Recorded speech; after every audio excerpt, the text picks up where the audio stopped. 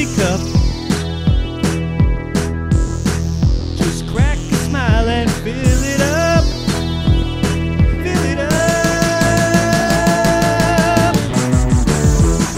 Welcome to After the Final Pour, brought to you by the Malting Hour. I am one of your hosts, Tony Golick, joined always with Brandon Winninger. Brandon. We just wrapped up the 3 Tennessee, 1 Kentucky curated episode, and we're going to follow this up with one more from Southern Grist Brewing Company, also in Nashville, Tennessee. And this beer, I'm going to go ahead and say this is a Imperial Double Stout. It's barrel aged, and here is the description on Untappd, which could be different from the website. So, a blend of Imperial Stouts that spent 22 months in a Stagg Jr. bourbon barrel, 18 months in a Nashville Barrel Company bourbon barrel, 15 months in a Southern Collective whiskey barrel, and 15 months in a Southern Collective maple finished rye whiskey barrel.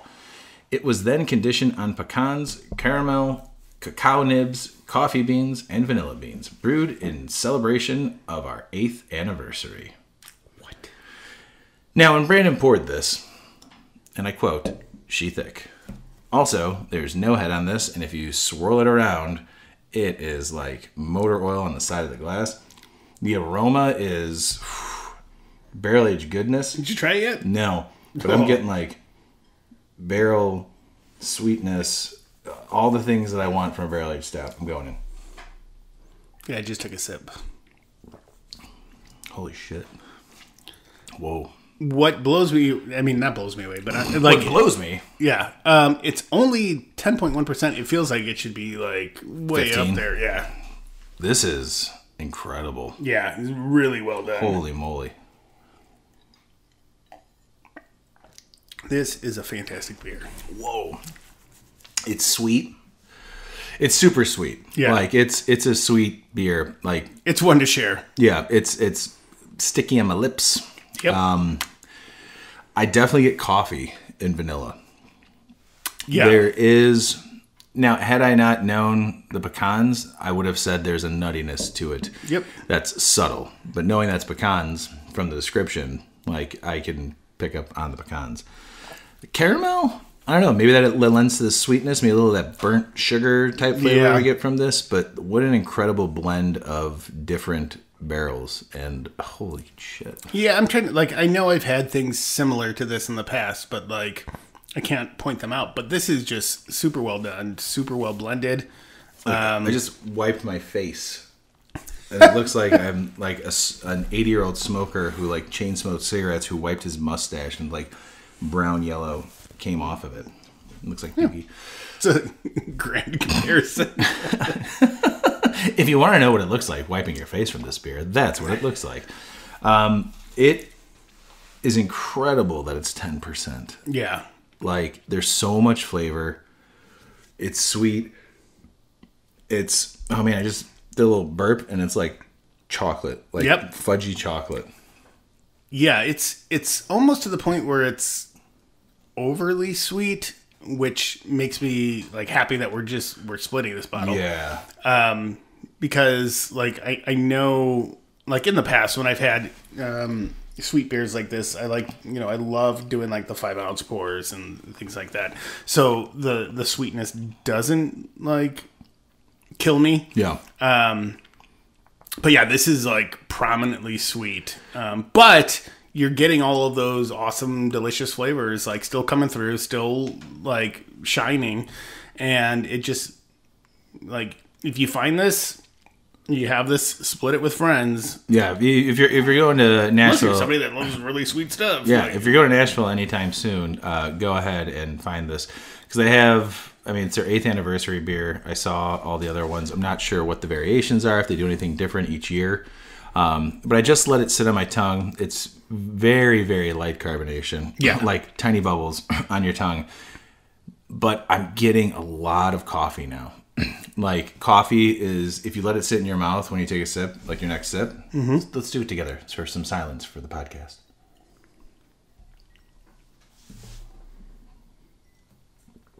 And you swallow. Oh, yeah. A lot of coffee. Yep. That's really good. Yeah. And I'm getting like vanilla too, like letting it sit in my mouth for a little bit instead of just like drinking it, going over my tongue. Yeah, and I love coffee beers that present themselves really well, where the coffee's not necessarily prominent, but it's like not like a stale coffee or not aged. Not that green pepper.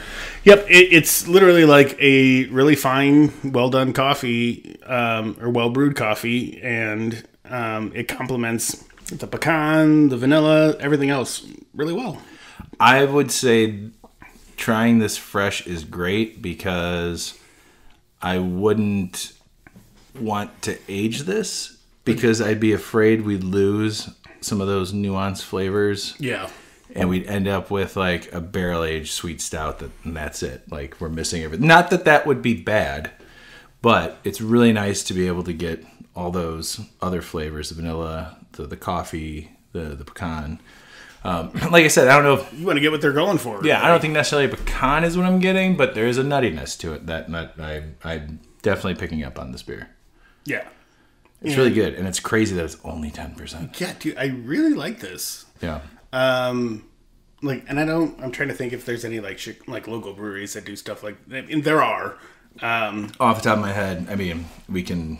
Yeah. There's a ton. Yeah, but this is super good, super well balanced. And what a crazy mix of different like aged beers. Yeah, I mean that they was blend together. the crazy when you're reading the description of like the barrels that they put it in. That was nuts.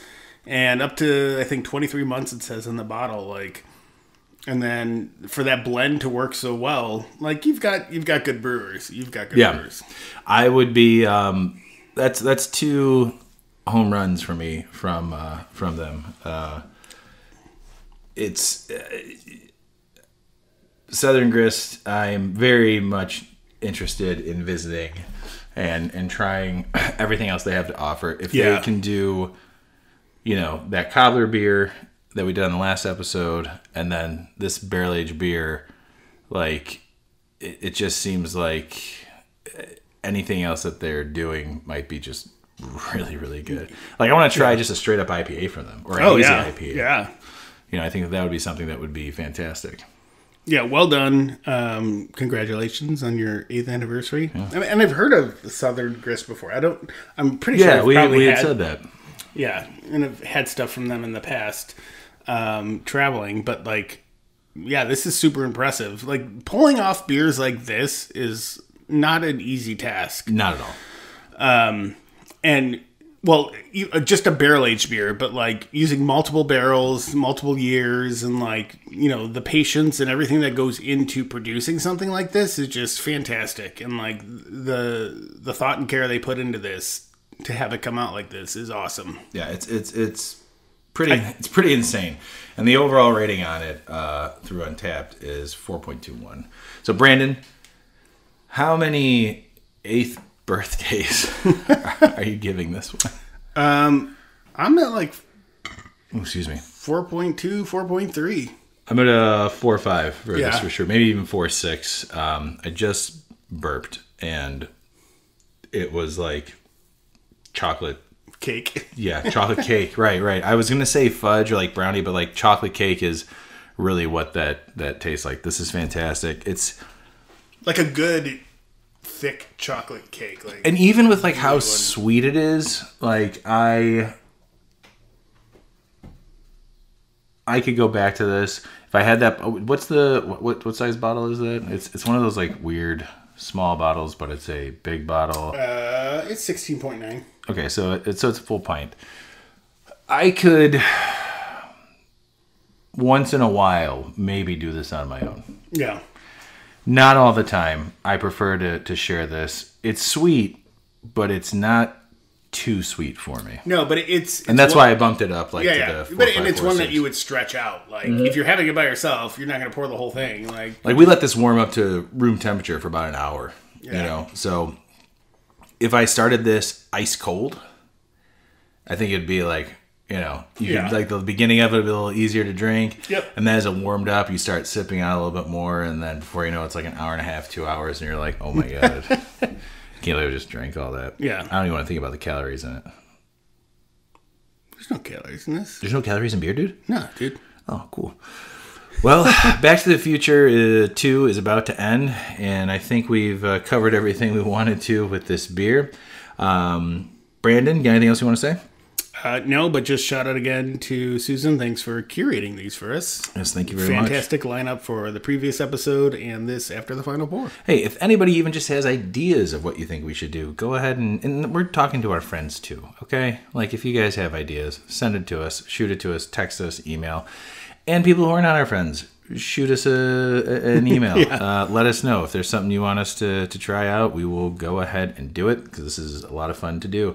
And Brandon, I love you, buddy. Love you too, man. And we'll see everybody next week. Bye. This has been The Malting Hour. Be sure to follow us on all social media by searching The Malting Hour and at themaltinghour.com. You can also follow us individually on social media. Brandon can be found on Instagram as BMDub81, on Twitter, BDub81, and on Untapped as BDubDrinksBeer. Tony can be found on Instagram and Untapped under Ace of Help Chicago, on Twitter, The Ace of Help Chicago. Clark can be found as Clarkowski on all three. Dan can be found on Instagram as hip__hops and hip hops on YouTube. Be sure to subscribe, like, and rate the show on your preferred podcast listening platform. Until next time, cheers from all of us at The Malting Hour.